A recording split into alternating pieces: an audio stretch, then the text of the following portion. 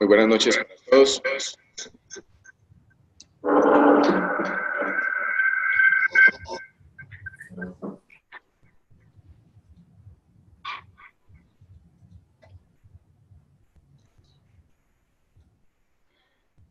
Muy buenas noches para todos. Espero que se encuentren muy bien. Gracias por la asistencia. Esperamos tener gente de todos los rincones de Colombia y, como saben, nuestra asociación, la Asociación Colombiana de Terapeutas de Mano, está en pro de que nuestra especialidad en rehabilitación de mano y miembro superior siga creciendo, tanto en el ámbito de la terapia física como en la terapia ocupacional. En la noche de hoy, entonces, tendremos un tema que pienso que es valorado, mal diagnosticado, con el que tenemos mucha tela por cortar y creo que poco conocimiento al respecto. Entonces, pues hoy tendremos dos charlas que nos dejen muy bien. Las preguntas verán a la conferencia. Hay una parte en la que pueden levantar la mano dentro de la aplicación que estamos manejando. Entonces les pedimos el favor que la mano pues la levanten al final para realizar las preguntas. En la noche de hoy entonces nos acompañará el doctor Jaime Londoño, la parte médico-quirúrgica, que ya en un momento nos iniciará a dar su charla, pero pues quiero aprovechar ya que es el primer webinar del 2018. Quiero contarles también que este año no solo tendremos webinares, sino que tendremos muchos cursos en los que podemos seguir creciendo académicamente. Vamos a tener un segundo curso de actualización en terapéutica de hombro que se va a realizar en la ciudad de Bogotá el 27 y 28 de abril, que prontamente les estaremos pasando la publicidad con el diseño y toda la información, pero va a ser ese ya está claro que lo vamos a hacer en abril, será el 27 y 28 de abril para que se vayan programando. Va a estar muy nutrido y con temas muy de nuestra cotidianidad en todos los aspectos, tanto los que trabajan en práctica privada, los que trabajan en instituciones hospitalarias, los que trabajan con EPS, ARL, SOAT. Creo que todos tenemos que ver con este tipo de patologías y de abordajes que vamos a tener en este curso. Y en la segunda parte del año tendremos el Congreso Nacional de Cirugía y Terapia de Mano, que será el 24, 25 y 26 de agosto en la ciudad de Medellín, que también les estaremos compartiendo la información prontamente y tendremos grandes invitados internacionales y nacionales. Sin más preámbulos, entonces los dejo con el doctor Jaime Londoño Restrepo. Él es ortopedista, cirujano de mano y miembro superior, además un excelente ser humano y que nos apoya increíblemente en la ciudad de Medellín a los terapeutas de mano. Entonces, pues para mí es un honor y antes que nada le doy por acá y espero todos mucho de Londoño. Entonces, los dejo con él.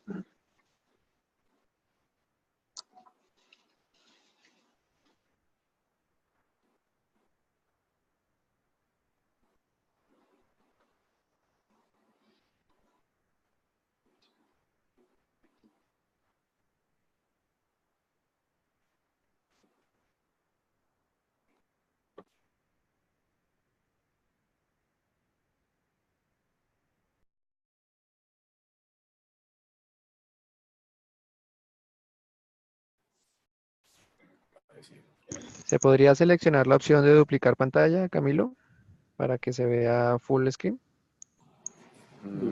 ¿Y cómo hacemos eso? Ahí donde acabaron de darle opciones de presentación, creo que hay una opción de full screen.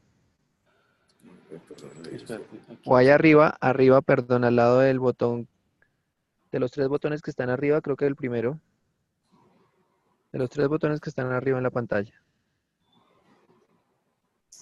el Ahí, primero. dale ahí, el primero, sí, donde le ibas a dar. Hay Aquí. uno, hay uno al lado como de una T tips, ok, para que se vea pantalla completa. Ese, Sí, pero es que nos tiene, ¿sabes qué? Nos tiene el... Esperarte un momentico. eso. A ver si hay una opción para que no se vea la presentación, no se Listo. vea full screen.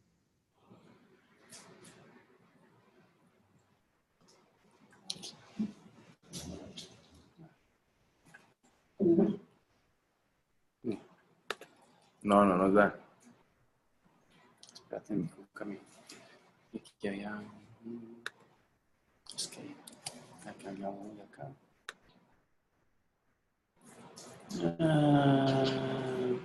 Custom shows. No. No. Entonces, Por aquí le damos compartir pantalla y nos ayudan. ahí de acá de pronto no me olvido. Sí, compárteme. Ah, sí. Ahí está. Sí, De pronto. ahí sí. Compartir.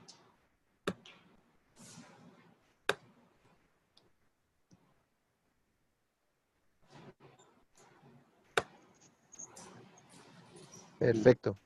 ¿Y Ahora cómo sí, cómo hago para quitarle eso, para que no salgan los hablantes ahí? los hablantes, ahí nadie los ve. Yo estoy viendo la pantalla full screen súper bien. Solo es que le des clic en cualquier lado de la pantalla para que avances.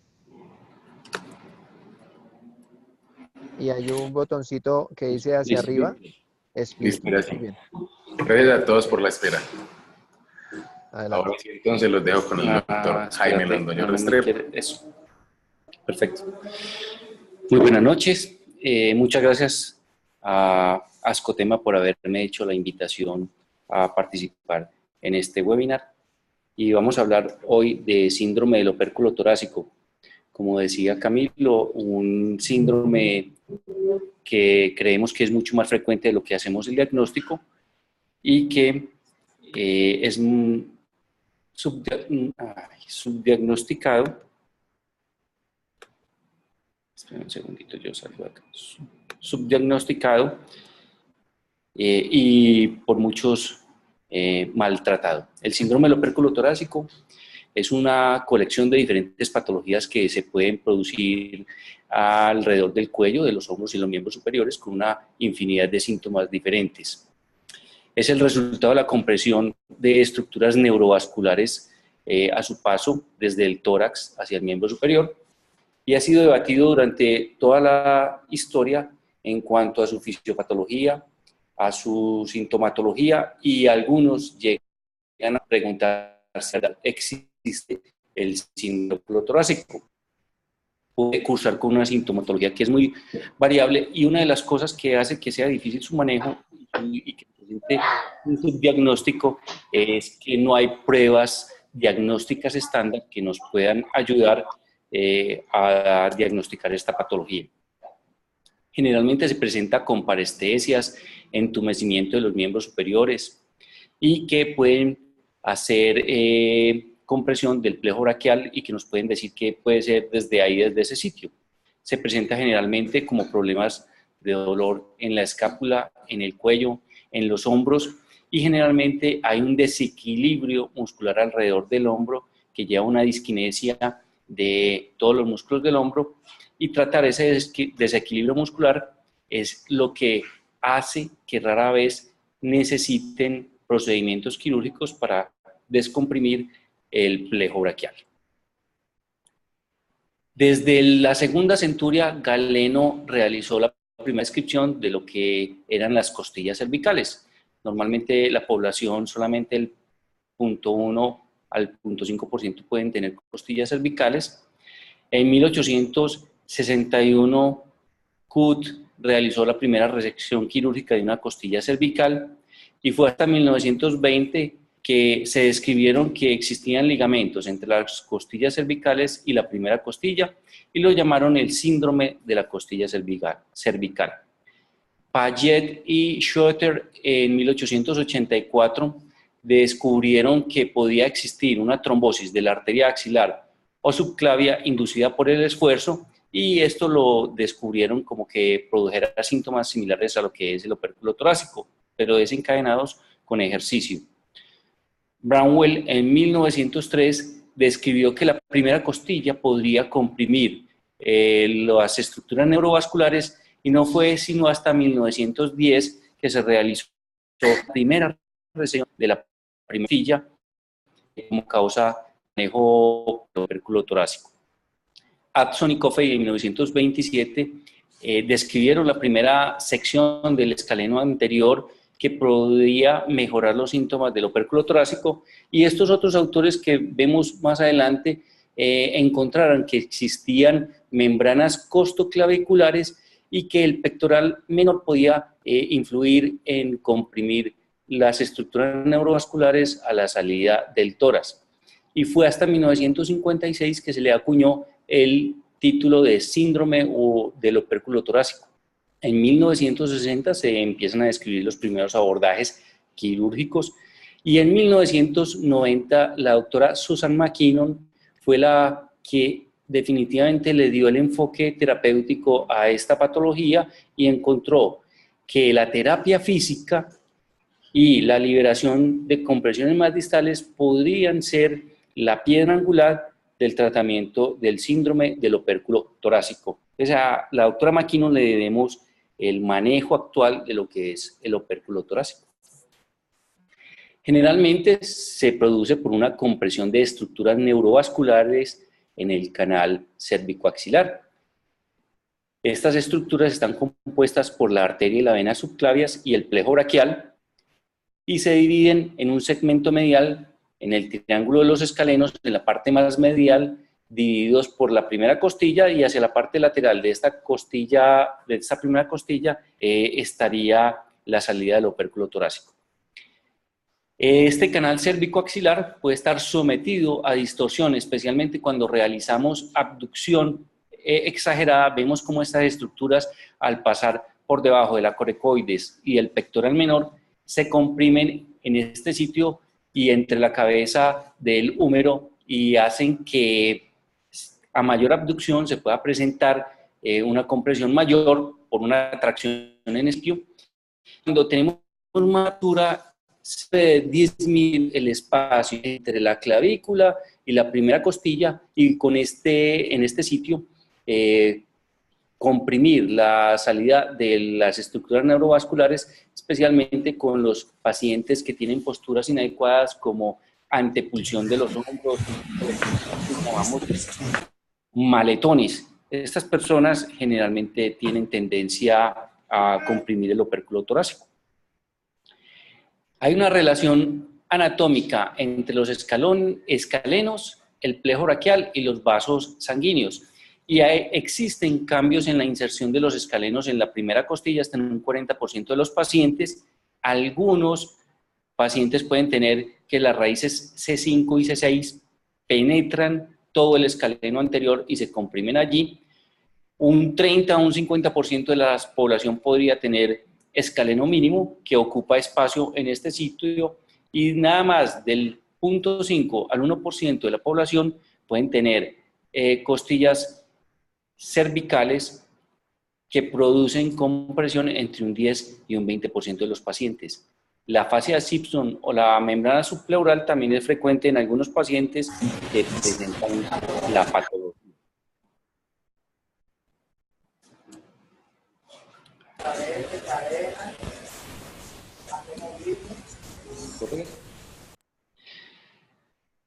En general, las articulaciones del miembro superior no funcionan como articulaciones independientes, sino como una unidad. Y es frecuente que problemas del codo, de la muñeca o del hombro puedan generar problemas en las otras articulaciones. Y esto, a su vez, llevará a que puedan existir compresiones nerviosas en diferentes niveles en el miembro superior. Y la teoría de la doble compresión nos habla de que un nervio, cuando está sometido a presión en un lugar, puede ser más sensible a que con más compresión a otro nivel se puedan desencadenar síntomas. Y es muy frecuente que algunos pacientes que tengan compresiones a nivel de los codos, del túnel del carpo, del canal de Guyon, pudieran tener también compresiones en el opérculo torácico y por este motivo no se mejoren después de las liberaciones nerviosas periféricas y puedan presentar los síntomas del opérculo torácico. Y este compromiso nervioso se puede presentar en diferentes niveles, como ya mencionamos.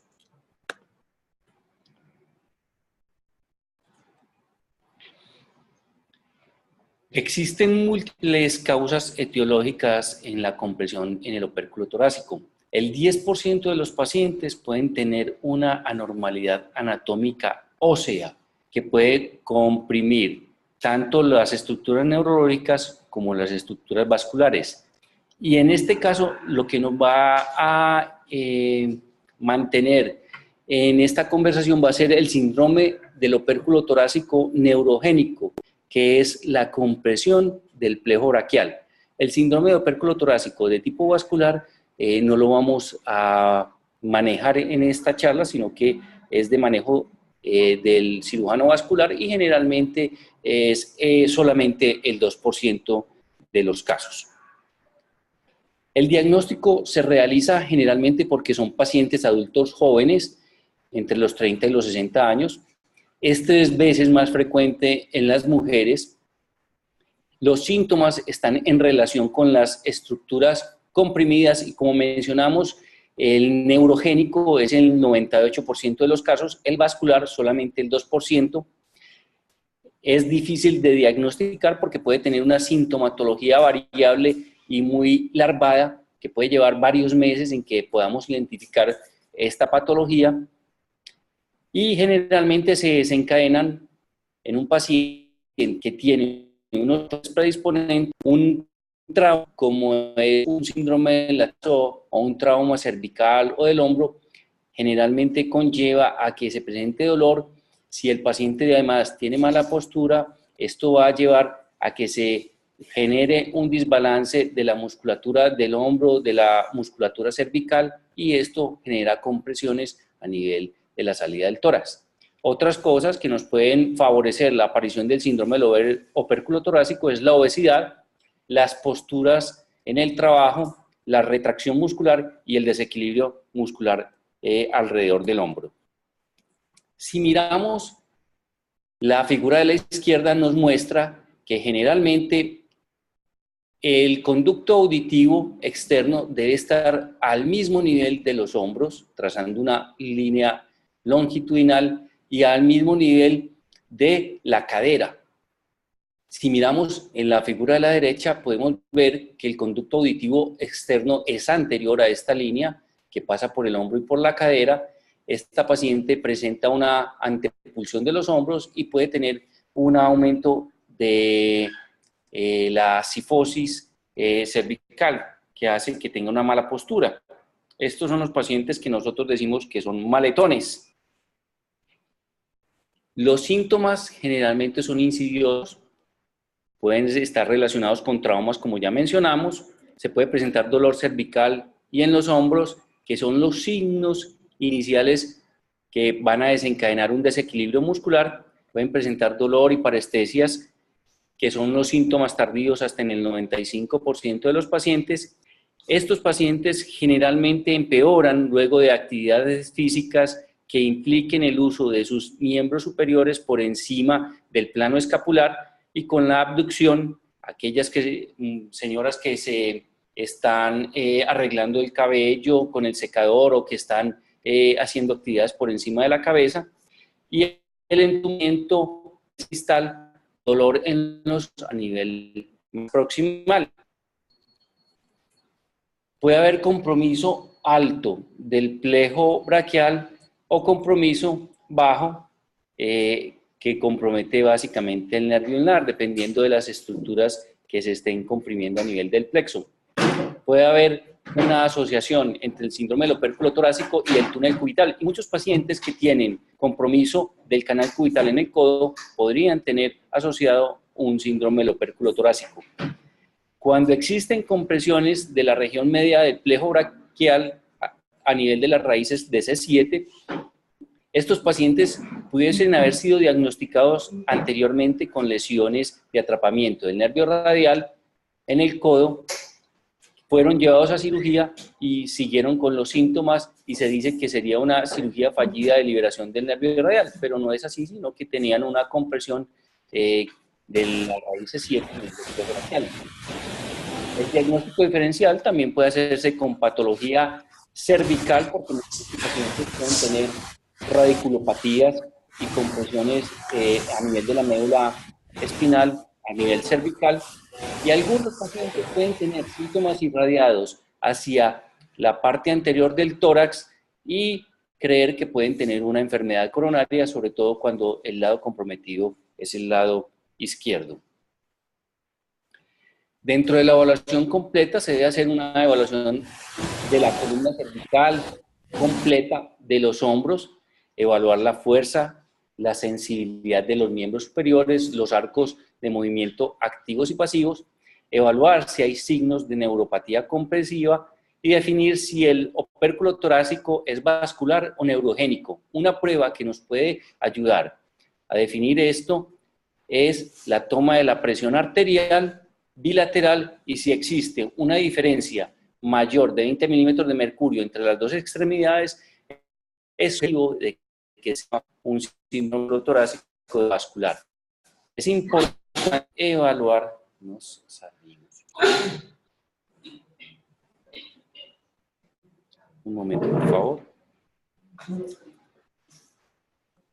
¿Se desconectó el internet? Sí. No, ahí está perfecto, tranquilos. Yo Sí, estoy vamos. escuchando y bien, adelante. Es importante evaluar si hay retracciones musculares de la musculatura del miembro superior y si existe disquinesia escapular. Si estamos evaluando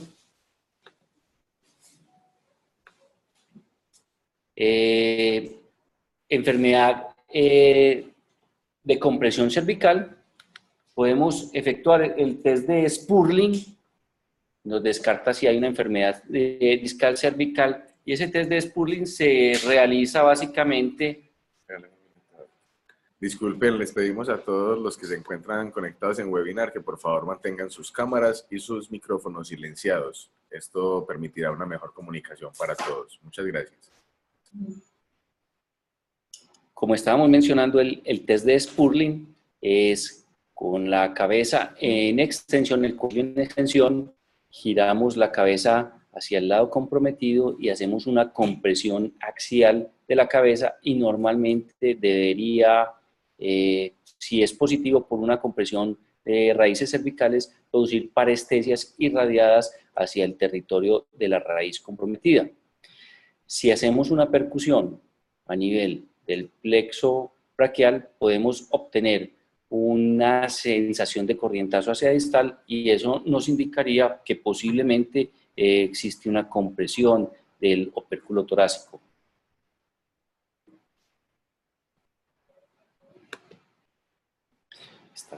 Quedó. Dentro del examen podemos hacer hiperabducción, que es abducir los miembros superiores por encima de los 90 grados, el test de Addison o de los escalenos, y es que el paciente en posición sentada descansa sus manos en las rodillas, inclina el cuello hacia atrás y hacia uno de los lados que vamos a examinar y toma aire, lo deja sostenido y en ese momento se le toman los pulsos radiales. Si el paciente tiene una compresión a nivel del opérculo torácico, el pulso desaparecerá. Sin embargo, un porcentaje importante de la población, este test puede ser positivo sin que sea sintomático.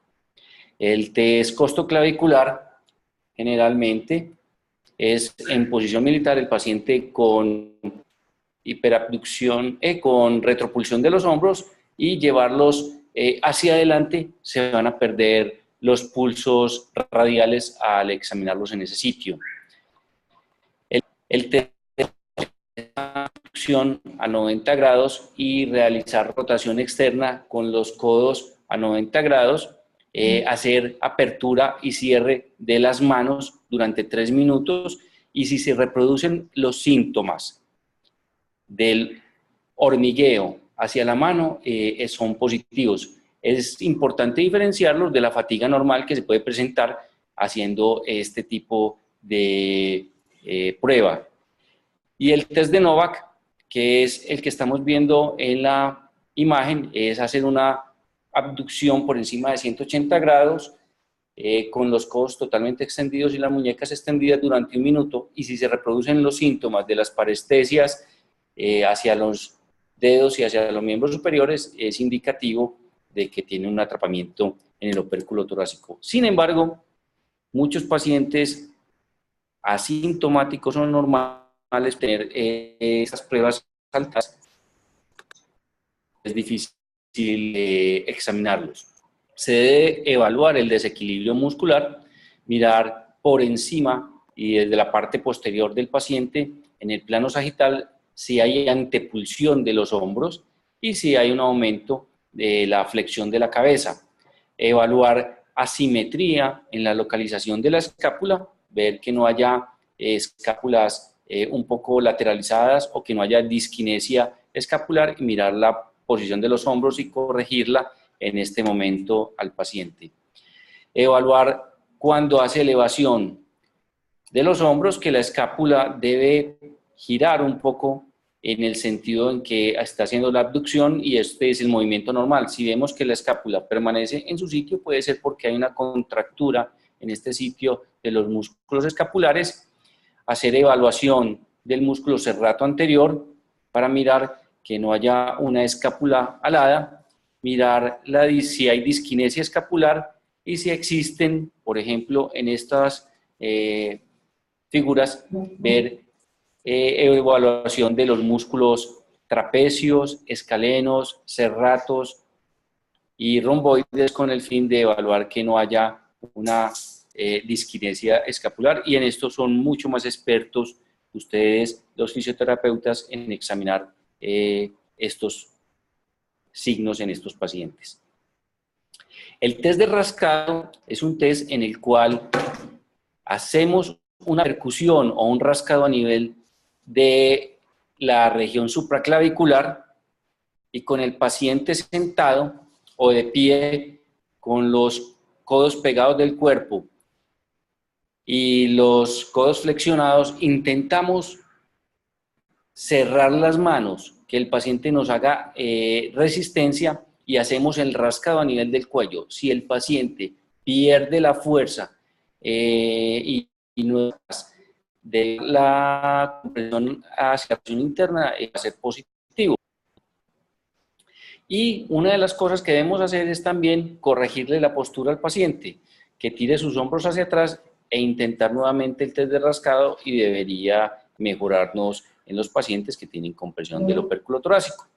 Se deben evaluar también, hacer otras maniobras con el fin de establecer si los pacientes tienen compresiones nerviosas a nivel de la muñeca, de los codos o de los antebrazos, y para esto realizamos las maniobras del Tinel, de Durkheim, de Fallen, con el fin de que evaluemos que no haya compresiones nerviosas tan frecuentes en este tipo de pacientes que se presenten en forma simultánea. Dentro de las ayudas diagnósticas podemos utilizar las radiografías de tórax y de la columna cervical, que nos ayudan a evaluar si hay presencia de costillas cervicales o de costillas supernumerarias o apófisis transversas de C7, que se llaman megaapófisis, presentes en este sitio. La tomografía y la resonancia nos servirían más para aquellos pacientes en los que creemos que tienen compresiones cervicales por hernias cervicales o que puedan tener tumores de la parte superior del tórax, los famosos tumores de Pancoast, que puedan comprimir el opérculo y las estructuras neurovasculares. El electrodiagnóstico generalmente es normal en estos pacientes, pero nos sirve para descartar otros sitios de compresión, especialmente el túnel del carpo o el canal cubital. Solamente en estadios muy tardíos y cuando ya tenemos compresiones importantes que puedan tener atrofia de los músculos interóseos en la mano, van a ser positivos. Generalmente son más frecuentes las compresiones o los cambios de los parámetros sensitivos antes que los motores, pero en general, un paciente con el opérculo torácico, el electrodiagnóstico no es muy útil porque va en muchas ocasiones a ser normal. Se dice que hacer discriminación de puntos podría ser forma de evaluar estos pacientes en forma temprana, pero es muy inespecífico y no todo el mundo sabe interpretar este tipo de test. Los estudios vasculares en este tipo de pacientes solamente se piden para los pacientes en los cuales tenemos una alta sospecha de que la compresión sea de tipo vascular, bien sea venoso o arterial, y generalmente con un ecodoppler se podrían hacer los diagnósticos. En algunas ocasiones se necesitan arteriografías, pero esto es de manejo básicamente por el cirujano vascular. El tratamiento está enfocado básicamente a 3 aspectos. La mayoría de los pacientes pueden ser manejados en forma efectiva con terapia física, y aquí es donde ustedes son las principales personas que van a manejar estos pacientes. Nosotros los cirujanos somos unos simples observadores, y ustedes pueden tener un paciente de 3, 6 meses en manejo, haciéndole fisioterapia, y nosotros durante ese tiempo los evaluaremos 3 o 4 veces y mucho. De ahí lo importante que ustedes son en el manejo de estos pacientes. Se deben hacer modificaciones en las actividades de la vida diaria, especialmente corregir las posturas forzadas, decirle a los pacientes que hagan pausas activas, que realicen estiramientos, que mejoren su postura para sus actividades, que tiren los hombros hacia atrás, que eleven la cabeza, que miren al frente, que mejoren la postura como nos decían nuestras madres o nuestras abuelas. Se debe hacer manejo conservador de las compresiones nerviosas distales, especialmente con los ejercicios de deslizamiento nervioso para el túnel del carpo, para el canal cubital. Y se pueden hacer manejos quirúrgicos cuando tenemos que manejo conservador de estas compresiones no se mejora a nivel distal. Una terapia física bien orientada de inicio precoz definitivamente es lo mejor que le pueda pasar a estos pacientes, de ahí la importancia de hacer este manejo. El objetivo de la terapia física es disminuir la compresión nerviosa externa que resulta de estos pacientes por el desequilibrio muscular, hacer estiramientos, recuperar los arcos de movilidad activa sin dolor.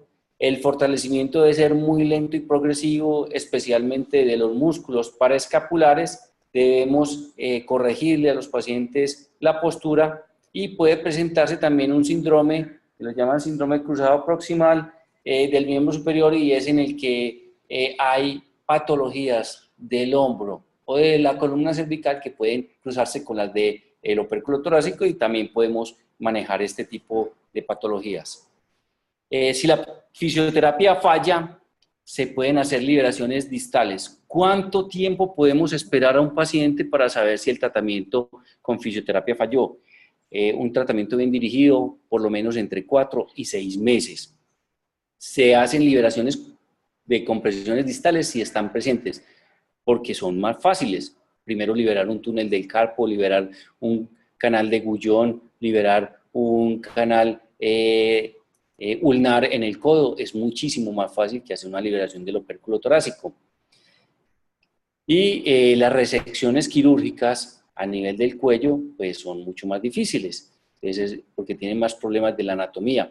La liberación quirúrgica básicamente está enfocada a hacer una resección o una liberación de los escalenos asociadas a resección de la primera costilla, pero se debe tener una selección muy adecuada de qué paciente vamos a hacerle cirugía, porque es una cirugía muy grande y de estructuras nobles muy vitales y muy importantes que debemos liberar. En cuanto a la si hacerlo posterior o transaxilar, nosotros los cirujanos de mano preferimos hacer el abordaje anterior 2 centímetros por encima de la clavícula, y ahí hacer un abordaje extendido como el que se hace para la reconstrucción del plejo braquial. Si hacemos solamente escalenectomía y no hacemos una resección de la primera costilla, podríamos tener hasta un 65% de recurrencia. De ahí la importancia de conocer adecuadamente la anatomía con el fin de evitar problemas mayores con la resección en este sitio. El tratamiento se hace generalmente bajo anestesia general, un abordaje supraclavicular directo. Se puede colocar epinefrina en el sitio del abordaje quirúrgico para evitar el sangrado, no colocar anestésicos locales para no evitar adormecer los nervios que vamos a explorar ahí en ese sitio, sobre todo porque nos vamos a guiar con estimuladores de nervio periférico. Se retiran los nervios supraclaviculares, se abre el músculo platisma. Aquí podemos ver una imagen más o menos de lo que nos vamos a encontrar en ese sitio. Buscamos el músculo homoioideo y lo podemos seccionar. Ese nos va a ayudar a orientarnos porque debajo del homoioideo generalmente nos vamos a encontrar con la raíz C7, el plejo braquial. Exponemos el plejo braquial. Si vemos hacia la parte superior está el músculo escaleno anterior. Es muy importante encontrar ahí el nervio frénico para no ir a lesionarlo, porque podemos producir una parálisis del nervio del músculo diafragma. Encontramos ahí el tronco medio y el tronco superior, y hacia la parte inferior vemos el músculo escaleno medio. Importante también no ir a lesionar el nervio torácico largo para cuando hagamos la sección de los escalenos. Esto es una imagen fotográfica donde vemos el nervio frénico, el músculo escaleno anterior, el nervio frénico está ahí en ese sitio, los nervios supraclaviculares, el músculo esternocleidomastoideo, seccionamos el músculo escaleno anterior, podemos seccionar también después, más adelante, el músculo escaleno medio, liberamos las raíces nerviosas del plejo braquial. Aquí estamos seccionando el músculo escaleno medio. Ahí ya encontramos todo el plejo braquial, cómo se está liberando. Y más adelante vamos a resecar la primera costilla, o si tenemos costillas cervicales, hacer la resección de esa primera costilla o de las costillas cervicales que aparezcan allá en ese sitio. Si ven, vamos a encontrar ahí la pleura, y esa pleura es un riesgo grande porque podemos ocasionar ahí una lesión y un neumotórax. Entonces son estructuras muy delicadas que tenemos que manejar en ese sitio. Se reseca la primera costilla y quedaría liberado lo que es el opérculo torácico. En el manejo postoperatorio, el arco de movilidad se inicia el segundo día y fisioterapia se inicia desde la segunda semana. Los síntomas recurrentes son muy raros, generalmente se deben a falta de resección de los elementos de compresión o porque se produzca una fibrosis exagerada en ese sitio, y se puede proceder a una nueva liberación, pero los resultados no van a ser tan adecuados. Si uno realiza una muy buena cirugía, inicialmente es poco frecuente que vayan a recurrir a estos pacientes. En las conclusiones es que el síndrome del opérculo torácico es una entidad subdiagnosticada que generalmente resulta de la compresión del plejo braquial.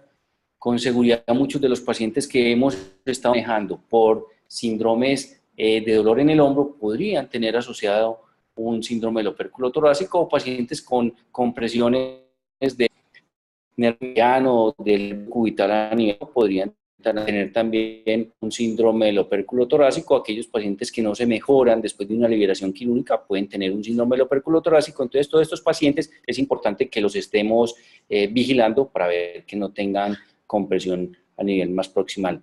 Se asocia frecuentemente con neuropatías por atrapamiento más distales. El diagnóstico es básicamente clínico. La mayoría de los pacientes responden al tratamiento conservador con fisioterapia. 90%, dice la doctora McKinnon, se pueden mejorar con fisioterapia, logrando un equilibrio muscular adecuado del cuello, del hombro y del miembro superior, y mejorando la postura. Y solo en aquellos pacientes que no mejoren con esto y que estén muy bien seleccionados y muy bien estudiados, el tratamiento quirúrgico va a ser necesario y va a brindar buenos resultados. Muchas gracias. Era todo lo que tenía para decirles. Vamos a estar en contacto para responder las inquietudes que tengan al respecto, y enseguida vamos a seguir con lo que les interesa más a ustedes, que es el manejo con fisioterapia. Muchas gracias.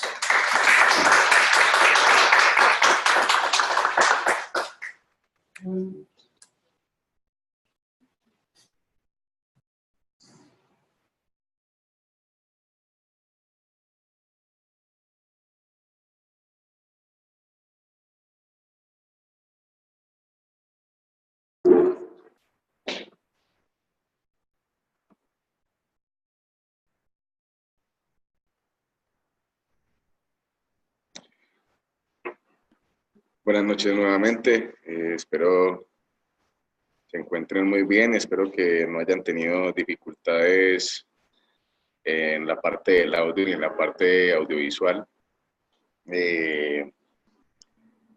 Como les decía el doctor, pues está dispuesto a responder las preguntas, y yo creo que si hay alguna pregunta en este momento respecto a la quirúrgica, creo que es un momento adecuado para que no se nos quede todo para el final. Entonces, si alguien tiene alguna pregunta, pues les agradecemos, nos levanten la mano por acá por el chat. Vamos a dar un minutico para esperar las preguntas del público. No sé si de pronto alguien aquí tiene alguna duda.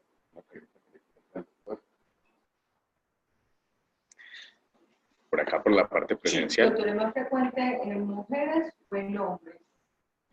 3 veces más frecuente en mujeres que en hombres. Y a nivel quirúrgico, ¿cuál es el mejor pronóstico? ¿Todos son femeninos? Todos son iguales. De pronto hay que hacer énfasis también en ayudarle a los pacientes o insistirles en que bajen de peso, porque como vimos es más frecuente en personas obesas. Y a los gorditos, como decía uno de mis profesores, no los quiere sino la mamá. Entonces todos los pacientes deberían ayudarse con un poco de bajar de peso, hacer actividad física. Se ha visto que estos pacientes, si mejoran toda su condición física, también mejoran del opérculo torácico, entre otras, porque eso hace que bajen peso, que liberen endorfinas, que mejoren la calidad del sueño. Si los pacientes toman medicamentos para el sueño, para poder conciliar el sueño, con alguna frecuencia hacen posiciones forzadas al dormir y hacen compresiones de las estructuras nerviosas. Entonces también es importante mejorar la calidad de sueño en lo posible sin necesidad de sedantes o hipnóticos muy potentes. Entonces también el ejercicio nos ayuda a que estos pacientes mejoren la calidad de sueño.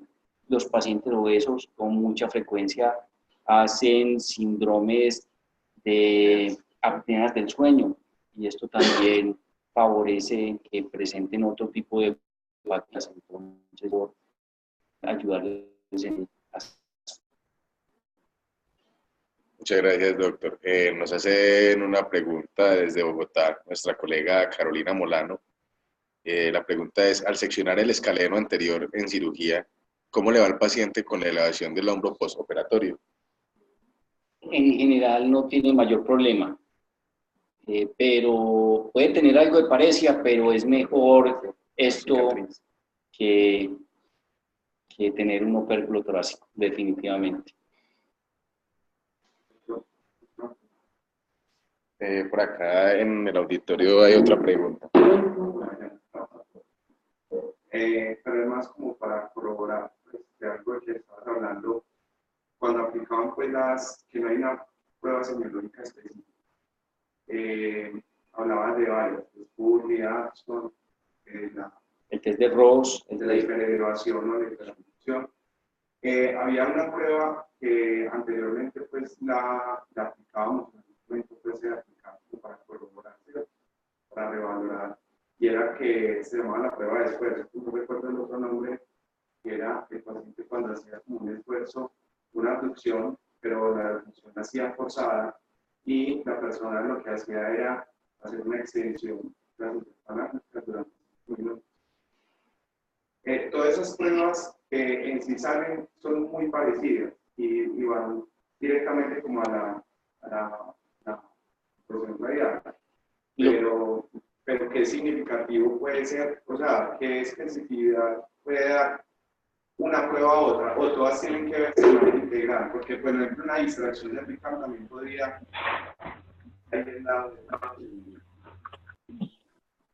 Esto, como todas las compresiones nerviosas, es un conjunto de signos y de síntomas que van encajando o que nos van ayudando. Por ejemplo, estamos hablando del carpo, el 9% de los pacientes que tienen el carpo, un signo de Tinel negativo, pero en conjunto, si hacemos el túnel en el opérculo, si descansamos compresiones cervicales, si hacemos los test de hiperabducción, que reproduzcan los síntomas, que es lo más importante, no que produzcan fatiga, sino que reproduzcan los síntomas que el paciente siente, nos van a orientar a que tenga un opérculo torácico. Por eso les decía yo, estos pacientes muchas veces llevan mucho tiempo con nosotros y no nos hemos dado cuenta que tienen un opérculo torácico. Entonces es importante como ser perspicaces de evaluar estos pacientes, y cuando vemos que un paciente no está respondiendo como la terapia normal que le hacemos para una compresión nerviosa, poner el ojo, puede tener un opérculo torácico, hagámosle la prueba y miremos si esto se está presentando, o cambiemos la estrategia de fisioterapia y hagamos una fisioterapia dirigida al opérculo torácico y miremos a ver qué tanto responde, y este paciente puede beneficiarse de este tipo de manejo. Muchas gracias, doctor Londoño. De pronto tenemos alguna otra pregunta en los que se encuentran conectados vía webinar. Doctor, una pregunta. Yo he visto que en estos casos, cuando hay pacientes con esta patología, lo primero que mandan es rayos X cervical y el electrodiagnóstico, la electromiografía. ¿Qué porcentaje o qué tan efectiva es esa electromiografía en estos pacientes? El rendimiento de la electromiografía para el opérculo torácico es muy mala. Para el síndrome del túnel del carpo es muy buena. Para el síndrome de atrapamiento en el codo del nervio cubital es muy regular, tirando a mala.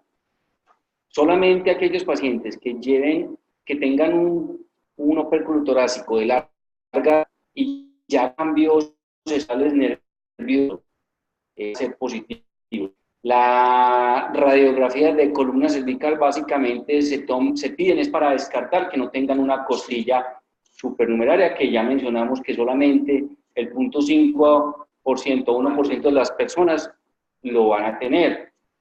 Pero sí nos ayuda también para mirar que no tengan artrosis cervical, que esté produciendo síntomas de compresiones neurológicas o de dolor cervical, y que esto nos produzca imbalance muscular a nivel de la columna y de los hombros, que puedan favorecer la aparición de un síndrome del opérculo torácico en forma más tardía.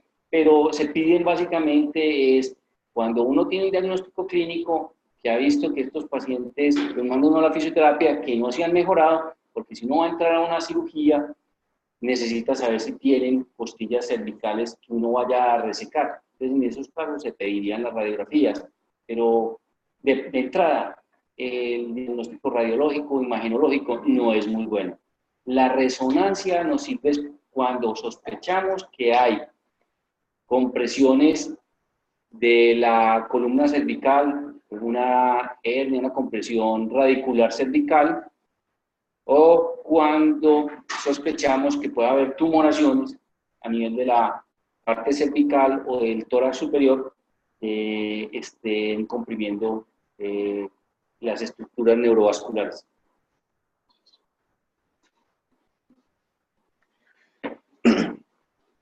Por aquí nos preguntan ¿qué diferencia el realizar el proceso de fisioterapia con el proceso de recuperación normal del tejido neural? Ya que mencionaste que hay que esperar si hay fallo hasta los 6 meses.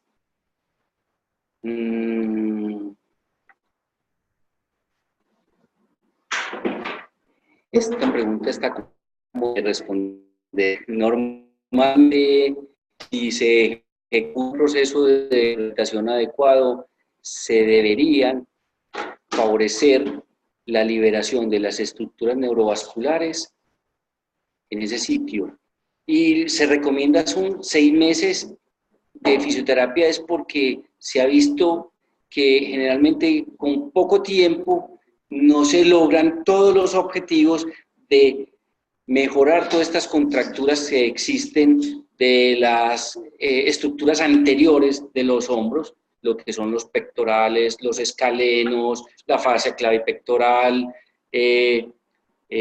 los romboides,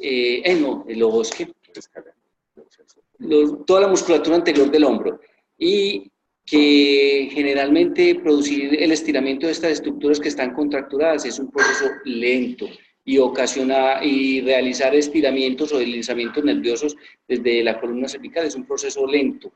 Entonces, la terapia debe ser más o menos entre 4 y 6 meses porque es el tiempo que se va a tardar en reacondicionarse toda esta musculatura. Pienso que 6 meses no es un tiempo demasiado prolongado. Nosotros en túnel del carpo o en canales de atrapamiento del nervio cubital en el codo también nos tardamos entre 3 y 6 meses para tomar una decisión quirúrgica cuando estamos haciendo un tratamiento conservador, a no ser de que el paciente tenga ya un daño axonal motor muy importante, que en ese caso sí estaríamos interviniendo un poco más precozmente, pero en general el tratamiento conservador debe ser dirigido a mejorar todas esas estructuras, porque ya vimos que el 90% de los pacientes se mejoran con fisioterapia.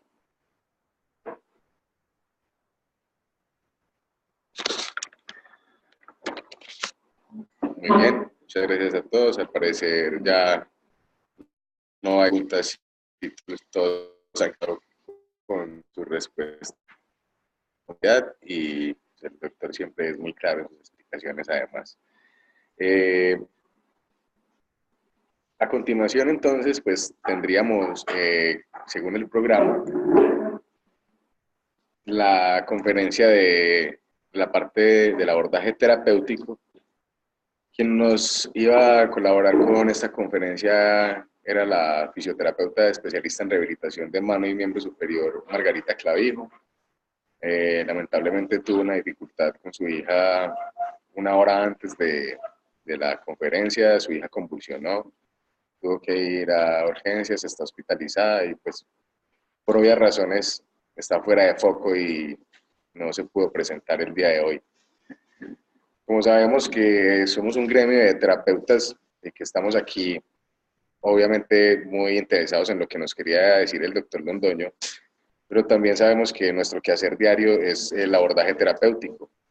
Entonces, la propuesta para no dejar el tema en el aire y que aprovechemos el tiempo que vamos a tener de webinar, que todavía tenemos casi una hora, tenemos la fortuna nosotros aquí en Medellín, en la parte presencial, de contar con nuestra colega y mi profesora Diana Gutiérrez. Ella es una fisioterapeuta con más de 20 años de experiencia, dedicada siempre al miembro superior, enamorada de la mano y el miembro superior. Fue la primera persona que conocí enamorada de la mano y el miembro superior desde que entré a estudiar fisioterapia. Y como digo, gracias a Dios tenemos la fortuna de tenerla aquí, además de que ella es una gran fisioterapeuta y docente. Es una persona que ha sufrido el síndrome del opérculo torácico, ha sido paciente del opérculo torácico, fue mal diagnosticada inicialmente, o sea, ya le ha pasado todo lo que tiene que ver con la patología. Entonces, pues la invitación en este momento es no a escuchar una charla que pues la que nos iba a dar la charla no pudo presentar ni hacer la conferencia, sino que vamos a aprovechar la vasta experiencia de nuestra colega Diana Gutiérrez y les proponemos a todos pues que sigamos manejando el mismo método para preguntar por el chat que tenemos abierto en nuestro webinar, y pues vamos a ir empezando a hablar de rehabilitación. Sé que es un poco improvisado, no era la intención, les ofrecemos disculpas a todos, pero aprovechemos el momento y aprovechemos la experiencia de nuestra colega. Entonces quiero darle pues primero las gracias infinitas y segundo la bienvenida a nuestra colega Diana Gutiérrez. Diana, bienvenida.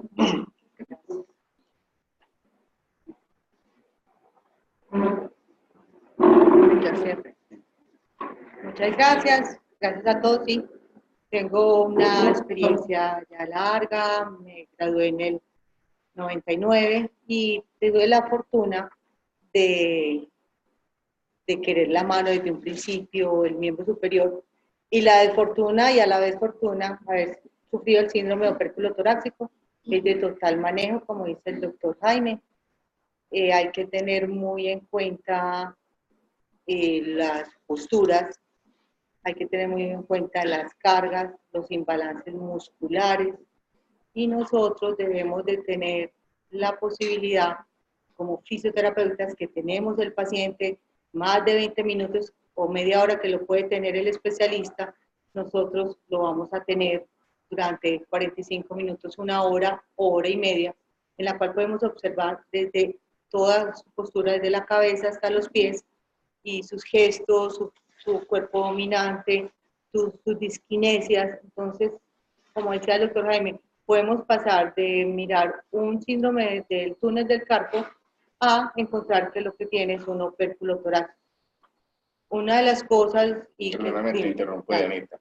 Pues ya que usted hace lo básico, antes de hablar de la parte práctica, me gustaría mucho que nos contaras cómo fue tu experiencia como paciente, que creo que es algo en lo que, por lo menos yo en eso no tengo experiencia, entonces creo que muchos, y me gustaría escuchar cómo fue tu parte como paciente reconociendo los síntomas y bajo nuestro sistema de salud. Claro, entonces sí, lo primero que se me manifestó fue en la madrugada un entumecimiento de toda la extremidad, un dolor intenso en antebrazo, y como decía el doctor Jaime, si eso me ocurre a mí en el miembro superior izquierdo, pienso me dio un infarto y ya, pero fue en este caso en el miembro superior derecho. Entonces empezamos a qué pudo haber pasado, hubo coloración, edema, me permitía hacer todos los movimientos, los síntomas verdaderamente no cambiaban, pero no se quitaban, ellos permanecían ahí, una parestesia en todos los dedos, y yo sentía un entumecimiento constante. Ya de ahí empiezan los médicos, pues fui primero, tuve la fortuna de ir a los especialistas, en mi caso, pero sin embargo ellos de momento no dijeron hay que estudiar porque no es claro, no hay pérdida de fuerza, no, la parestesia era constante, pero no se exacerba sino en el momento de dormir. Yo pensaba todo el día a qué hora voy a acostarme, y tuve que dormir por varios meses sentada en posición semi-floater, porque era la única posición en que yo podía disminuir los síntomas. Me hacen primero los rayos X de cuello, luego me hacen la evaluación muscular, encuentran que hay una diferencia, un imbalance muscular muy marcado, hay una disquinesia escapular derecha. Sin embargo, se hizo miografía de túnel, síndrome del túnel del mediano con compresión moderada, pero la cual no tenía mayor síntomas. Y luego me hacen la plexismografía, porque yo poniéndole a un paciente a hacer un ejercicio de abducción para hombro, yo sentí que a mí el mundo se me fue y yo me iba para el piso. Entonces la médica fisiatra me hace la prueba de Axon y me dice, sí, se pierde el pulso. Me mandó a hacer la plexismografía, la cual salió positiva bilateralmente. Y luego me hacen un TAC contrastado de cuello, encontrando que tengo una subclavia aberrante, es retroesofágica. Entonces, posiblemente también cuando hay problemas digestivos o problemas, sí, a nivel de laringe, faringe, pues se comprimen, y sí es cierto, se manifiesta en mi caso más a nivel escapular, una parestesia. Yo ya sé que va a venir una sinusitis, una laringitis, pero lo supe pues ahora después de muchos años. Bueno, también se me presentó después de los 40 años la parestesia. Y esas crisis tan fuertes no las he tenido sino en 3 momentos, pero siempre han sido en la noche. Lo asocio también a luego de que tengo pacientes al cual les tengo que hacer mucha fuerza, tengo que trabajar mucho con el pectoral, con hacer fuerzas para levantarlo, ayudarlo a sentar. A los días siguientes siento que empiezan a manifestarse los síntomas. Entonces, una de las cosas que sí hay que tener mucho énfasis es en el estiramiento del pectoral y fortalecer los dorsales para poder que mermemos la carga a ese pectoral. Definitivamente, yo creo que el pectoral es un músculo parasitario, porque es un músculo que de forma la te genera condiciones, te altera aquí en la parte del opérculo torácico. Entonces es un músculo bastante, todo el mundo ahorita con el boom del fitness, todo el mundo lo quiere tener grande, todo el mundo lo quiere tener bonito, pero es un músculo que si se trabaja siempre en la parte solo de la fuerza y no se trabaja el estiramiento, uno de los dos lo va a cobrar, sobre todo el pectoral menor, pienso yo que es el que más se retrae, el que más altera la postura del hombro y el que más lo redondea. Janita, ¿y cómo empezaste cómo fue tu tratamiento? ¿Empezaste tú mismo, te mandaron para donde otro colega o cómo fue? Bueno, la verdad, sí, yo empecé a hacer mis estiramientos, yo empecé a hacer el trabajo de cuello, el trabajo dorsal, pero yo sentía que yo necesitaba una movilización de la escápula. Yo sentía que necesitaba que me liberaran esa escápula que estaba muy adherida. Entonces, con el respeto de todos mis colegas en ese momento, que igual aquí está una de ellas, yo les decía, yo tengo que buscar unas manos más expertas. En ese momento hice mi rehabilitación con Anita Laverde. Entonces, Anita Laverde, y es algo que tenemos que tener muy presentes, me pone a hacer unos movimientos en los que son flexión de hombro a 90, y yo hago rotación interna y externa sostenida. Cuando yo hago eso, yo llego a la tercera paso y yo le digo, no soy capaz. Y me dice, pero mira, y yo, creámosle a los pacientes que es súper doloroso, o sea, es muy progresivo la mejoría, pero se da la mejoría. Terminé de las fisioterapias y yo hacía mis 10 repeticiones sin ningún problema, tanto en flexión como en abducción. Pero en el primer momento los síntomas son angustiantes, porque es que entonces uno dice, ¿y qué tengo? ¿Y cómo lo hago? ¿Y qué puedo hacer mis cosas? Pero los síntomas son de verdad, muy angustiantes. Y, entonces, ¿qué me hicieron? ¿Cierto? Sí, Entonces, exacto. ¿Qué te hicieron? Bueno, hay que mirar que el calor húmedo nos ayuda muchísimo. Nos ayuda muchísimo, pero en mi concepto se debe trabajar toda la espalda. Sí, y toda la espalda. O sea, no mirar que es la cintura escapular, sino que es todo el componente. Recordemos que ese dorsal viene desde las crestas ilíacas y viene haciendo esa rotación interna. Entonces tenemos que trabajar toda la espalda. Igual que ese trapecio viene desde la parte superior, desde el cráneo, y nos cubre toda la escápula. Entonces ese trapecio, tanto el superior, el medio y el inferior, tampoco los podemos descuidar. Y esos romboides que van por debajo, que nos hacen tanta abducción de esas escápulas, entonces también los tenemos que relajar. Es un buen calor húmedo, a no ser que al paciente eso le exacerbe los síntomas, entonces no.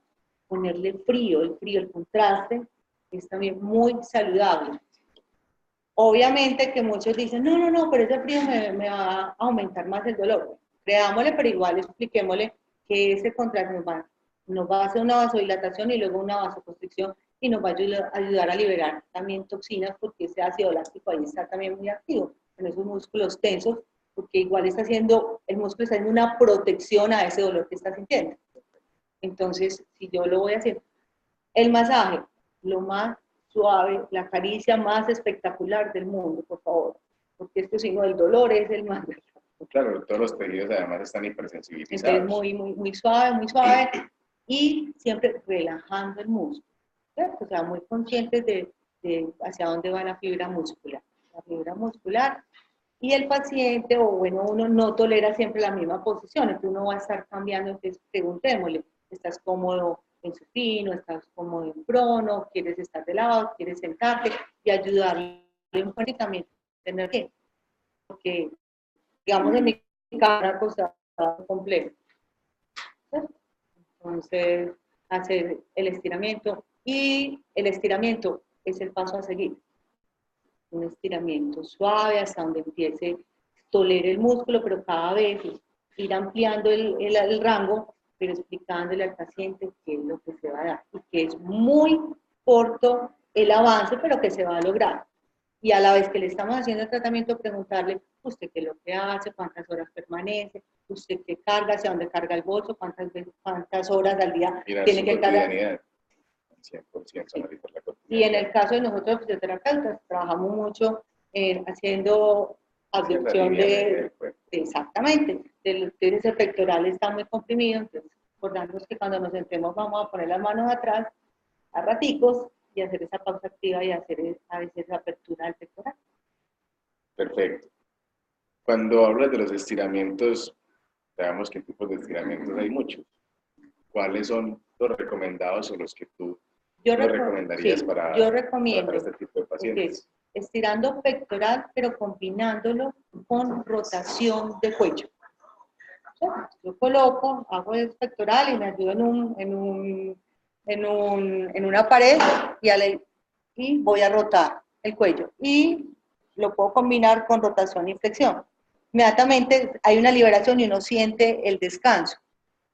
Por la abducción y tenerlo elevado, pues no va a aguantar mucho el paciente, digamos, en este momento tan corto que lo llevo y ya tengo parestesias.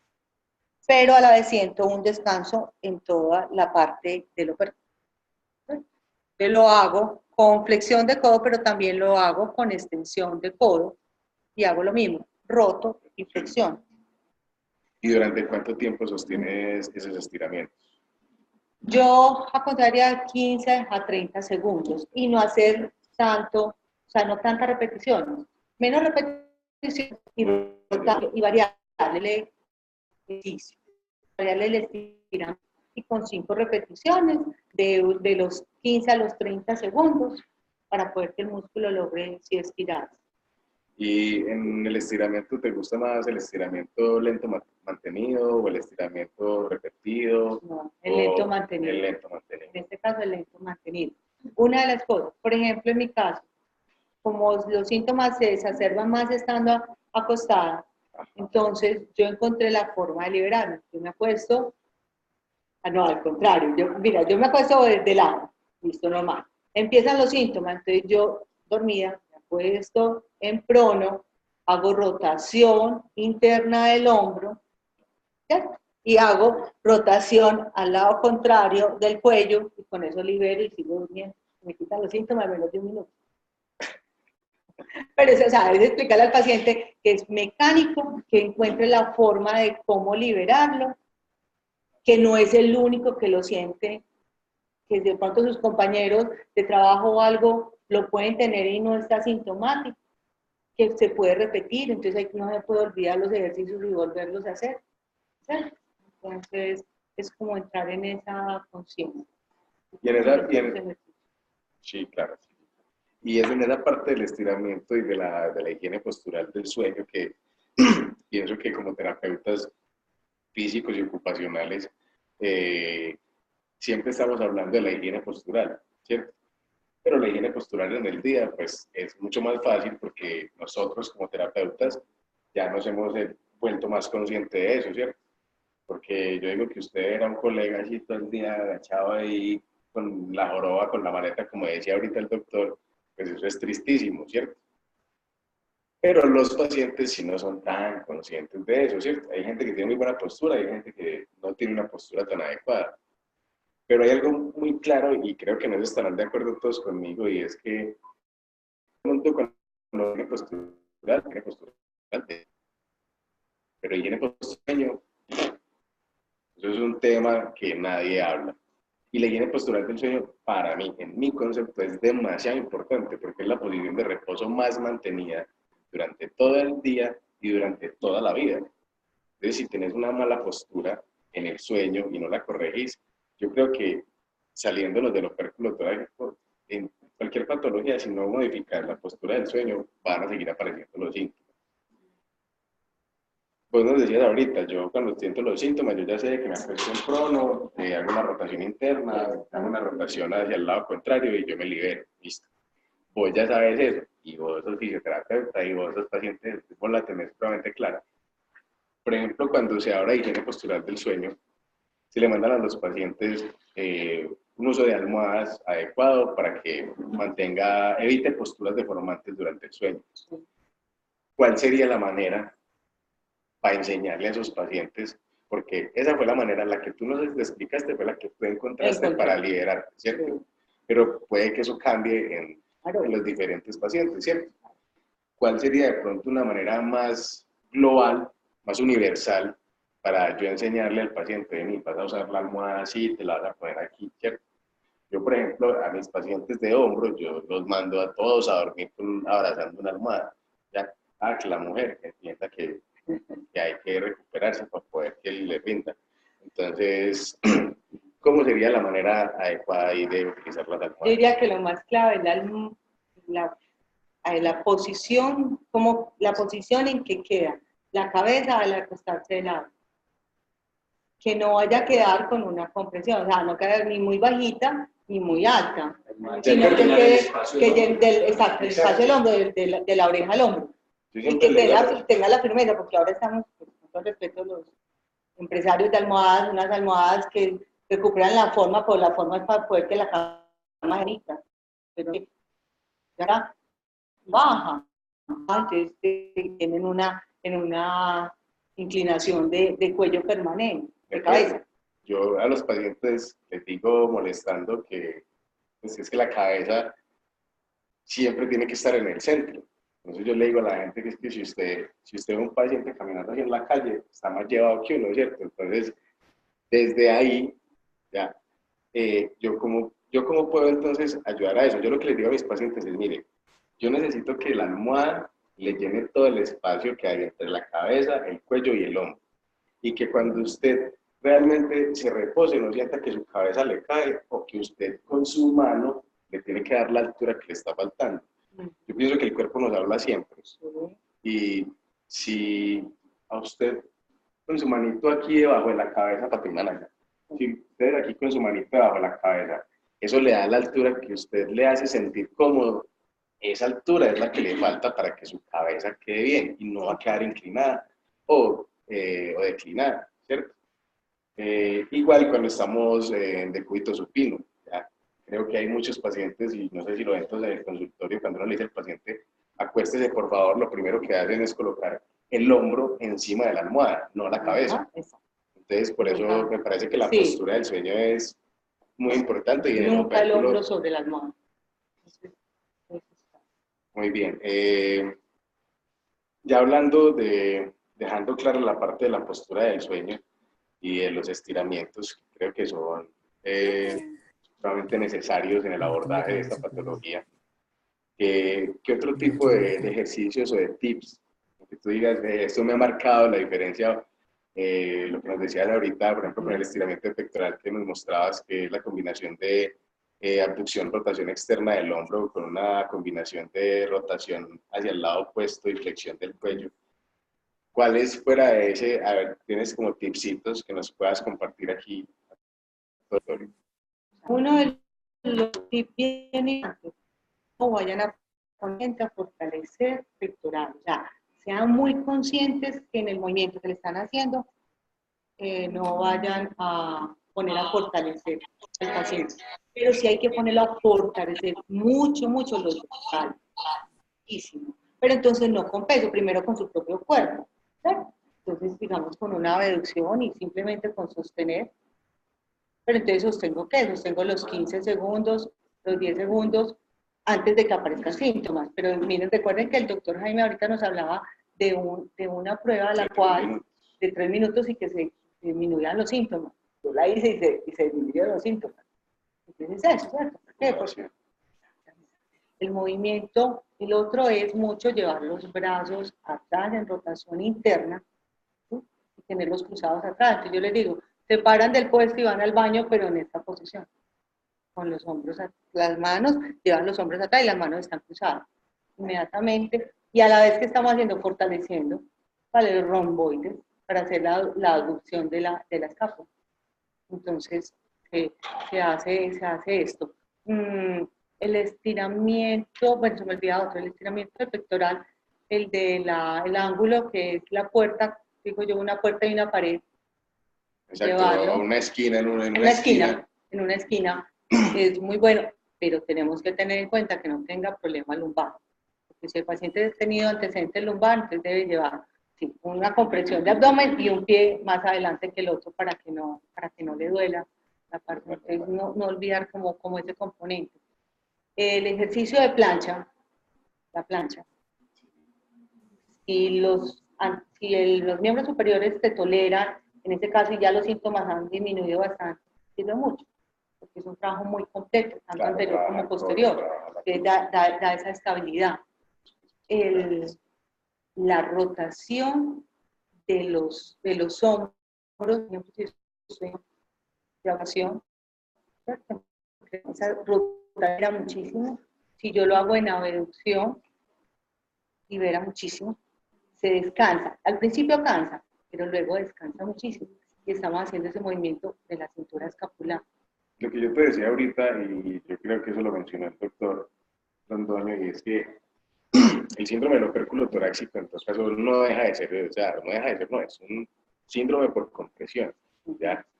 Al ser un síndrome por compresión genera una irritación, y lo que yo he logrado comprender, para mí una irritación en muchas ocasiones puede generar más dolores que una inflamación. ¿Por qué? Porque eso, la inflamación por lo general ocurre por un trauma, ¿ya? Pero la irritación ocurre por repetición. Entonces, eso va ocasionando una hipersensibilización de la zona, y después de esa hipersensibilización de la zona afectada, pues va comprometiendo toda la extremidad y va haciendo una desensibilización central que puede llegar hasta eso, ¿cierto? Pero entonces, todo el tejido siempre está como muy doloroso, y yo pienso que si no empezamos a estimularlo como estás diciendo ahí, a enseñarle nuevamente a los tejidos a contraerse, a relajarse, a moverse, a deslizarse, ¿ya? Porque es que yo pienso que los tejidos pasan de un deslizamiento a una fricción, y esa fricción es la que me irrita, y esa irritación es la que empieza a generar todos los síntomas. Entonces, si yo empiezo a repetirlo siempre, a tolerancia, empiezo a estimular esa zona de manera manual, de manera con vibración, con densidades, con texturas, con múltiples formas que tenemos nosotros en nuestro arsenal terapéutico.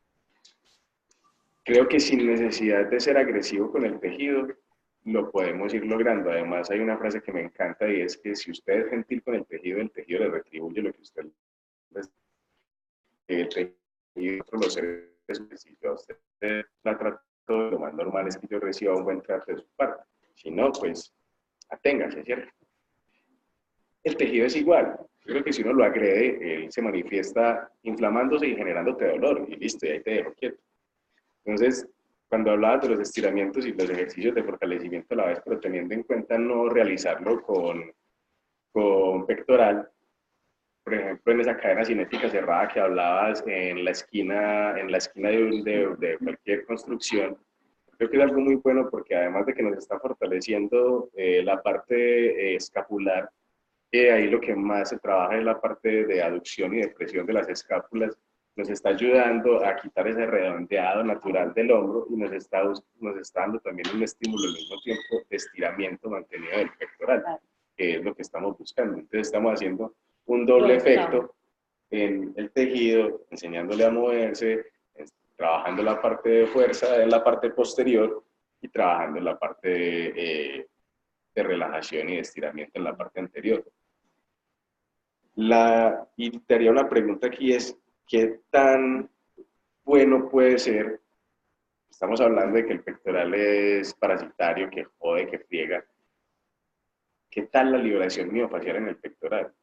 ¿Puede ayudarnos en esa patología, o por la hipersensibilización que presenta el paciente nos puede jugar negativamente? Bueno, nos puede jugar negativamente, o en mi caso fue negativo, porque pues están aplicándome la técnica de liberación miofacial al pectoral, fueron donde se exacerbaron, no sé si manifestaban los primeros síntomas. Entonces yo diría que iría en contra de la liberación miofacial. se haría no al comienzo, sino al final, porque yo diría que quien me lo activó fue una liberación miofacial del pectoral. Me estaban aplicando esa técnica, entonces eso le va a doler, me duele, que le dije que va a hacer no, pero esto era anormal, y sí, la verdad fue anormal, y de ahí ya empezaron los síntomas. Entonces yo diría que no en la, no inicial, no, sino no como la fase inicial, sino como cuando ya, para que ya se mantenga ese pectoral liberado y tranquilo, ¿cierto? Ahora que hablas de eso, por ejemplo, las mujeres en la mamografía, listo. Entonces, yo no estaba todavía diagnosticada, me hacen una mamografía porque también da una mastalgia. Yo tenía una mastalgia derecha. A raíz de eso, yo muy preocupada, me hacen una mamografía. Cuando me hacen y empiezan con el seno derecho, yo sentí que me iba a caer. Uy, niña, qué dolor. Me dice, sí, es que eso duele. Cuando pasó al izquierdo, dije, sí, pero aquí dolió 100 y aquí dolió 10. Yo me quedé, pero cuando voy donde el mastólogo, yo ya fui sin dolor, pero no lo asocié. Claro. Ya fui sin dolor, entonces me dice, entonces, ¿qué hacemos? A toda la que le duela un seno, a la que le duela un seno, entonces hacemos una mamografía, y yo, pues en mi caso, claro, entonces ya ahora sé, un síndrome de opérculo, la mastalgia era por el síndrome de opérculo, al liberar el pectoral en la mamografía, claro, yo descansé y quitaron los síntomas. Para mí ese fue el primer signo, pero igual síntoma, y no lo sabía, no lo leí. Pero sí, eso, y sí se descansa. Después de eso me hicieron hace poco otra mamografía y el descanso es fantástico. O sea, eres fan de las mamografías. Muy bien, quiero hacer un pause aquí, que tenemos un colega que nos quiera dar Como les dije, la idea de esto es que sea un conversatorio y que hablemos de diferentes abordajes. Y tenemos con nosotros a un colega que nos quiere compartir el abordaje que se hace de la parte de hidroterapia, ¿verdad? Sí, pues yo soy la profesión, hablaba más que todo sobre la parte del fortalecimiento de su escapular y lo importante que es la liberación del pectoral. Y nunca he tenido la oportunidad pues, de abordar un paciente en terapia física, pero en la parte pues, de la liga de natación que tocaba abordar era pura hidroterapia, y apliqué técnicas en agua y apliqué todo. Y un día con el doctor Carlos Gómez nos llegó un paciente con el tuberculosis torácica, donde uno dice, ¿tengo que saber esto o tengo que empezar a reconstruirlo? En el momento en que empezamos a hacer el análisis con el médico, vimos lo importante que era la retracción pectoral, que era necesario liberarla, y entonces empezamos a modificar las ciertas técnicas, barras, diferentes técnicas de hidroterapia, pero modificando los patrones en flotación, ¿cierto? Con los diferentes materiales. Entonces lo que hacíamos eran, por ejemplo, puras técnicas de facilitación neuromuscular, una iniciación técnica, por ejemplo, pero no tan receptiva, digámoslo, para el nervio, sino más como para hacer la iniciación rítmica con referente pues como al pectoral. Entonces, las ondulaciones, las vibraciones, el trabajo de las presiones hidrostáticas y hidrodinámicas, también las trabajamos muchos y les favorecía mucho como en etapas, digamos, como agudas en el paciente. Entonces, el hecho, en la simplicidad de que nosotros veíamos en agua, el hecho de poner a un paciente a caminar en una piscina, haciendo una marcha, un gesto de marcha, y un movimiento exagerado para la flexión conjunta de cadera y rodilla, es un implemento para que ese paciente permita una mejor liberación del pectoral. Entonces, son como cosas que de pronto nosotros no fuimos muy enfáticos en el agua, pero que en el agua, a mí eso me puso a analizar. Entonces le dije al doctor Carlos Gómez, yo le dije, doctor, no va a ser capaz. Me dijo, hágale que usted es capaz. Entonces empezamos como a analizar todo lo que había que trabajar en conjunto con relación de lo que le decía la profesora.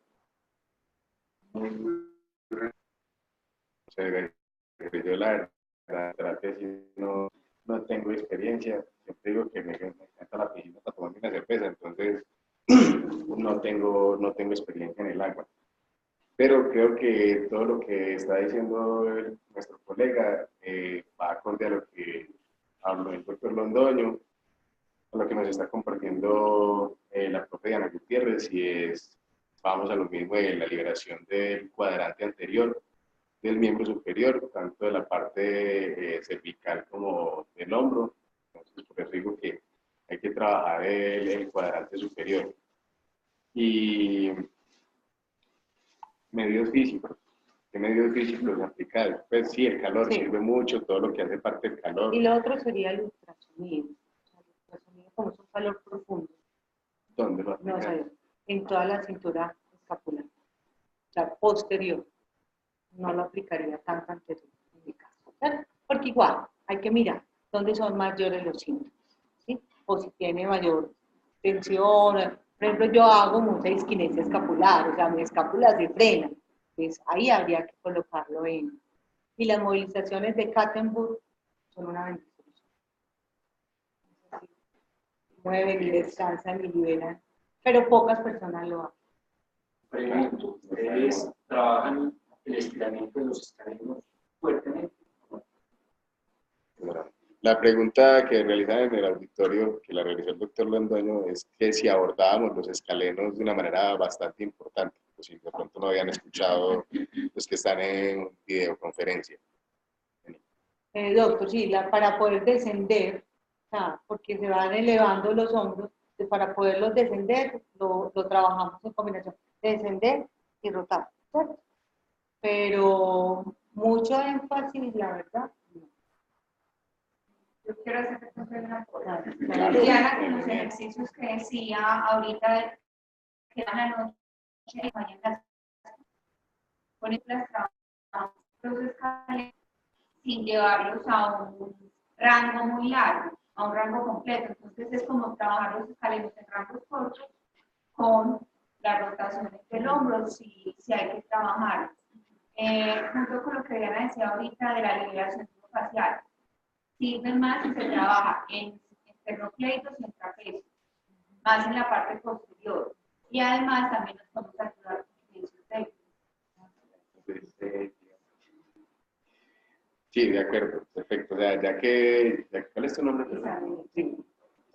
Ya que nuestra colega Isabel del Río habla del vendaje neuromuscular, pues yo creo que es una gran ayuda para esta patología.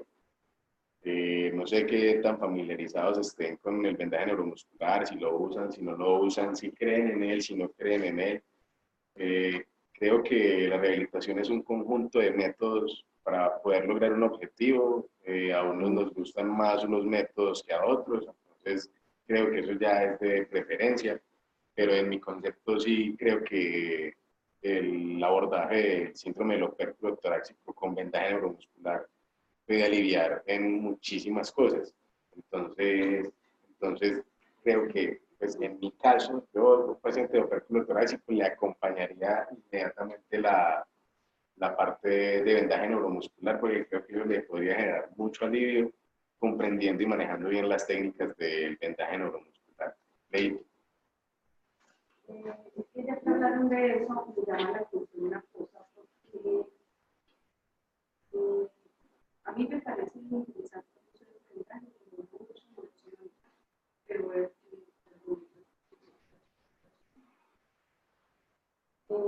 pero veo que los deportistas lo hacen, los Juegos Olímpicos, eso es muy común, pero científicamente se ha demostrado que sí, o sea, no se ha verdadero no, el comentario no es para negar eso, sino para decir, bueno, si no se ha logrado hacer un estudio, ¿por qué los que lo hacen?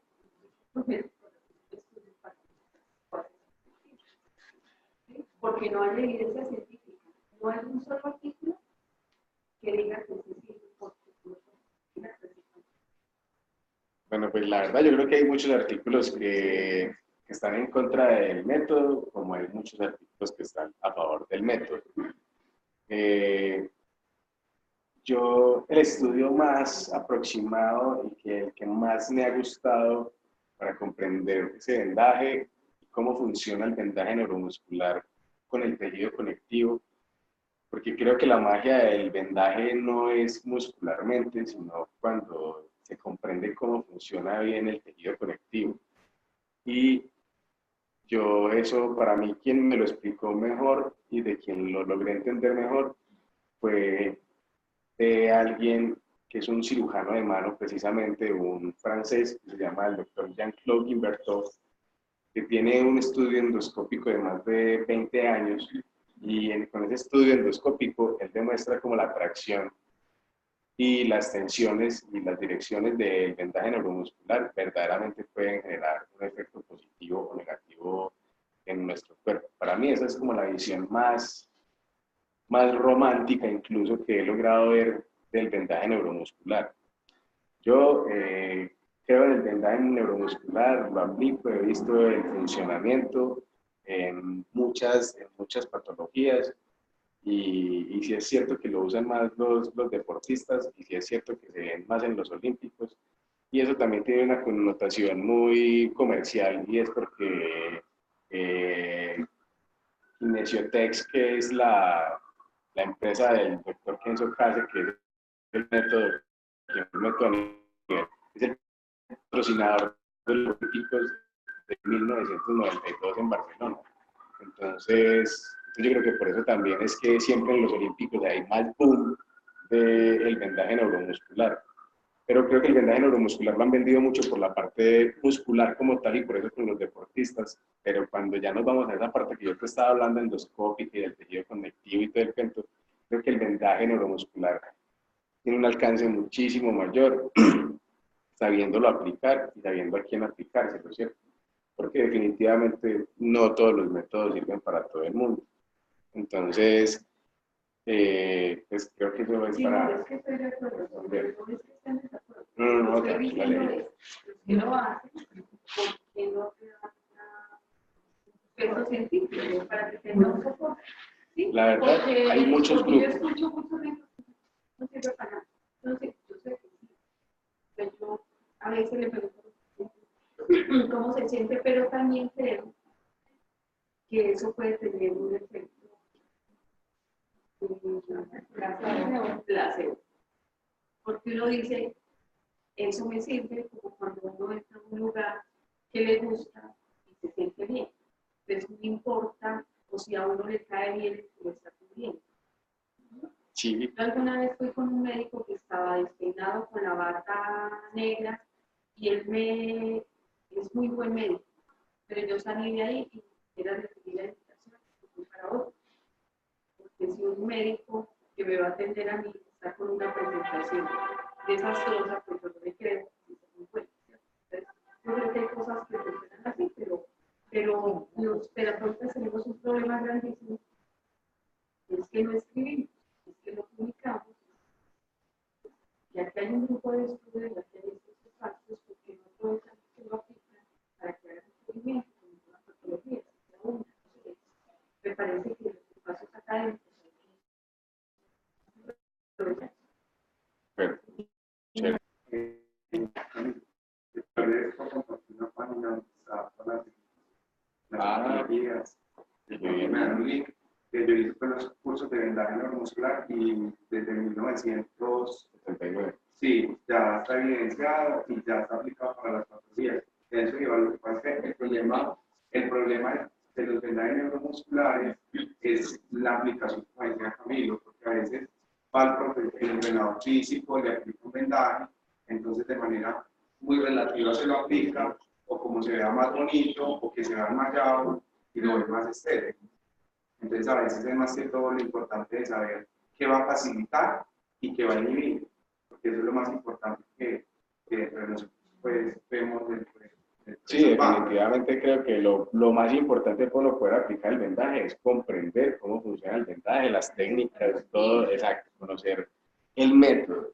Si usted no sabe cómo aplicar el método, es muy difícil lograr el objetivo. Pero bueno, en todo caso, era una pregunta de si el vendaje neuromuscular cabía en el tratamiento del síndrome del opérculo torácico. No estamos en una discusión de vendaje neuromuscular. Entonces, bueno, como siempre, los métodos, vuelvo y lo digo, los métodos son de gusto de algunos, del no gusto de otros, pero por los gustos de los calambombos, entonces por eso hay técnicas para todo el mundo y todo el mundo tiene buenos resultados con sus pacientes de acuerdo a cómo los tratan. ¿Cuál era el ejercicio que nos ibas a decir, Diana? No, así rápido. Hablando con el doctor Jaime cuando dijo estiramiento del escaleno, la tracción cervical en posición horizontal es muy efectiva. Y sí, doctor, sí lo hacemos, la tracción cervical en horizontal. Y se acompaña con calor húmedo. A nivel de hombros sí es muy bueno, pero así como ejercicio como tal, no tanto. Pero en la tracción cervical, sí. Y el ejercicio, estar con las manos. Sí, claro. Llevar. Acá La sección.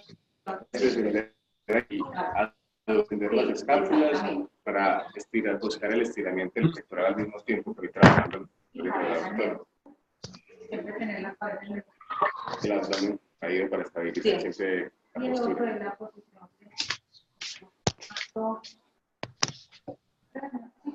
Tanto con rotación interna como con rotación externa. Y en neutro también. Perfecto. Muy bien, no sé si de pronto los que estén en videoconferencia tengan alguna duda en cuanto al manejo terapéutico, alguna sugerencia, alguna experiencia que tengan que compartirnos. Les vamos a dar un minutico para que nuevamente nos vuelvan a escribir si de pronto hay algún aporte, duda, pregunta. Estamos atentos para ver si hay dudas y aclararlas y dar por finalizado el webinar. No sé si alguien en el auditorio tenga ahí. Desde el área de terapia ocupacional, estoy recibiendo unas indicaciones del doctor que habla sobre el control postural y el manejo de cargas. Es muy importante evaluar los ángulos funcionales del paciente. Aprovechar a veces un paciente funcional, las actividades terapéuticas que se plantean encaminadas a las actividades de la vida diaria básicas y fundamentales a este cambio. Si el arco del movimiento que tiene está generando dolor, lo que el terapeuta ocupacional puede hacer es modificarle la actividad, las cargas a nivel de la cintura escapular y de esa manera facilitar sobre todo la actividad de vestido para colocarse el brasier, para colocarse la camisa, peinarse, cepillarse el cabello, cepillarse los dientes. Son actividades que generan mucho carga a nivel de cintura escapular y a pesar de que uno haga los movimientos con la mano, actividades que carga escapular. En cuanto a la postura, es muy recomendable manejar la postura y reposar al trabajo. Fácil. Que después de que haga una actividad de 2 horas, se debe para estirar y están ya fatigada y se desgasta mucho. Como decía Cami, la postura del sueño es muy importante, empezando que se debe orientar a la persona cómo ajustarse y levantarse de la cama, porque hay personas que se tumban en la cama y caen directamente sobre el hombro y luego tiran la cabeza. Entonces, es muy importante orientar a las personas que tengan ese diagnóstico y otros, sobre el cuidado de su espalda y manejo de cargas y postural. Yo quiero hacer un tipcito, quiero dar un aportecito ahí en cuanto a la postura del sueño, y es que la profe Diana lo mencionaba ahorita, era que las empresas ahorita están en boom de tengo la mejor almohada para que usted tenga un buen descanso y están enfocados en los materiales. Pero definitivamente esas almohadas, por mucha tecnología que tengan en su interior, no dejan de ser almohadas estándar. Si ustedes como terapeutas quieren conocer una almohada diferente, los invito a que visiten una página que se llama Terapillow, como Teraban, pero Pillow de almohada. Es una empresa de unos colegas de acá de nuestro país, hicieron un análisis biomecánico de la postura del sueño. Ellos tienen un muy buen trabajo sobre eso y tienen una empresa al respecto. Entonces, si la quieren visitar, pues eso no es, ahí no nos estamos ganando, nadie se está ganando nada, solamente es para que se tengan conocimiento. Ustedes como terapeutas que tenemos unos colegas que hacen este tipo de cosas. No hay más preguntas en el auditorio, entonces pues agradecemos a a Dianita por salvar la noche. Agradecemos infinitamente, como siempre, al doctor Jaime Londoño, siempre apoyándonos y siempre ayudándonos a que la especialidad avanzando y creciendo. A los que estuviste en webinar, muchas gracias por la asistencia y los esperamos en nuestros nuevos programas. Y a quienes nos acompañaron de manera presencial, pues muchísimas gracias. Estamos entonces por finalizada la reunión. Sí, aquí me están preguntando, es Terapilo, como Teraban, para los que tienen la duda.